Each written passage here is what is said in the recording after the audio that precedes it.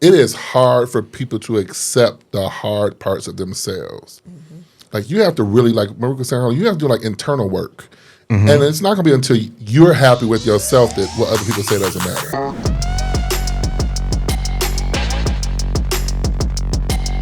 Do you think we fully accept ourselves, Doc? Of course not. Why? Look at how many people attempt to not be who they authentically are so other people are comfortable. When I stopped caring what the hell people thought years ago, my life got much better. I just had this conversation with Travis. But you like 17 feet tall. It's easy for you to be like, fuck these Well, no. There are people much bigger than me, width and height. It was this right here. Wilson, It was this right here. get out, Wilson. But you know, people who are used to abusing folks, it don't matter what size they are.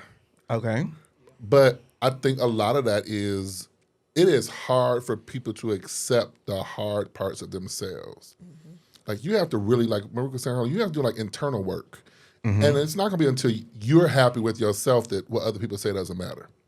So, okay, I hear that. I really do, because a part of this conversation is rooted in this idea that the black church ain't coming to save us. There are so many other issues that we got to be really intentional on finding spaces that are built for you. But the question becomes, are we here to save ourselves, Antoine? Like, do we have the capacity to advocate for ourselves when it comes to how we interact with faith communities?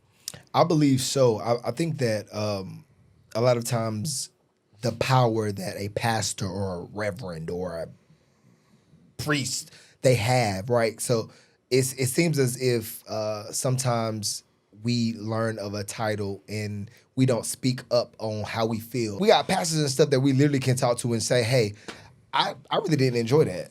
That offended me. And I know that you didn't mean it, but maybe next time can you express it in a different way? Because if I was offended, who knows how many of your other members are offended? And I believe that there's a growth pattern that has never maybe started in order for the church and the leaders of a church to actually be able to help the people that they have in their ministries, if that makes sense. Yeah, I mean, I absolutely hear that, but I do think that the black church is just set up to where there's a lopsided power dynamic. The pulpit is where you don't question the man of God. I've heard that many times. Sure, man or woman of God, and so with that power though comes a whole bunch of fucked up shit. I want to also add an addendum to what you just said. Yes. We keep talking about the black church. What you're more specifically talking about is more black Pentecostal church. Because the whole black church don't act like this. Mm-mm. Okay. Pentecostals are the ones who act up. My friends that are Lutheran or Methodist, they don't have these issues. And see, as a layperson, I don't have a frame of reference to make such a distinction. Sure. Like I think church is church. It's not. And I wouldn't say It's like not. I do attend a Pentecostal church, but I could not tell you one reason why it's Pentecostal. But the aside from power that's the name on the door. dynamic is not just the church. Black culture functions from a power dynamic that there's one person in charge. Yep. And everybody else is subordinate. And it goes And I back always to But you're a remind the COO. people, and that goes back to but I have a slavery. boss. But Absolutely. again, you're and my wrong. boss has a boss.